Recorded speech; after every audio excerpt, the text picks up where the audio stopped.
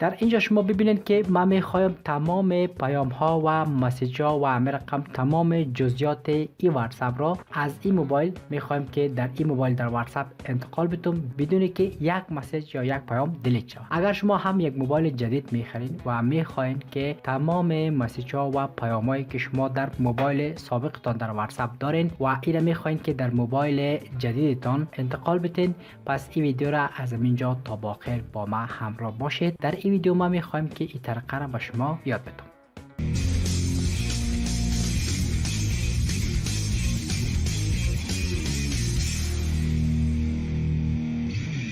سلام، من جعفر نوری هستم و شما هم چینل جی تک را میبینید. قبل از اینکه ویدیو را آغاز کنم، اگر محتوای ویدیوهای ما بر شما مفید واقع شد، همین حال میتونید که چینل ما را سابسکرایب کنید و در بالایش آیکن زنگ را هم فعال کنید که تا در آینده ما هر ویدیویی را که بگذارم و بتونم با آسانی و دسترس شما قرار بگیرد.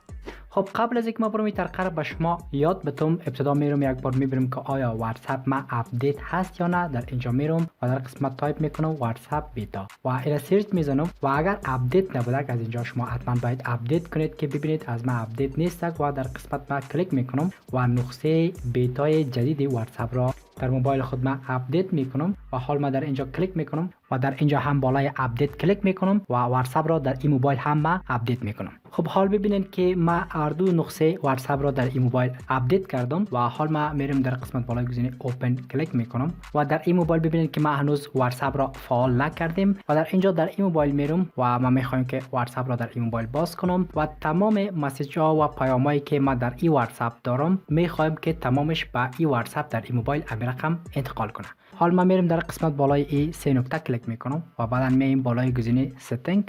و کمی اسکرول داون میکنم. در قسمت شما میین بالای گزینه چتس کلیک میکنید و همین رقم باز هم اسکرول داون میکنیم. در اینجا شما یک گزینه رو میبینید که تازه اضافه شده به نام ترانسفر چتس. در قسمت کلیک میکنم و میایم بالای گزینه استارت کلیک میکنم در اینجا و بعدا در این موبایل میایم در قسمت بالای علامه تیر کلیک میکنم و باز هم در قسمت بالای گزینه agree and continue در اینجا باز هم در قسمت بالای گزینه allow و در اینجا ما میام کشور را انتخاب میکنم و در اینجا شما متوجه باشین شماره ای را که شما قبلا توسط او در این موبایل واتساپ ساخته بودید میین در اینجا تایپ میکنید که من در قسمت تایپ میکنم. بعدا در قسمت بالای گزینه next کلیک میکنم و در قسمت باز هم بالای گزینه yes و یک کد به شما را برای من روان میکنه که من این کد را در قسمت تایپ میکنم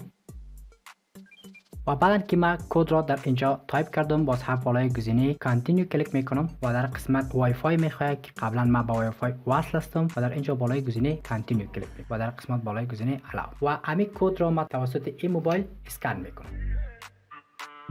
خب حال شما متوجه باشین و بعدن که من اسکن کردم در قسمت بالای گزینه اکسپت کلیک میکنم و در اینجا حال شما متوجه باشین که دیتا در حالت سین شدن است در این موبایل.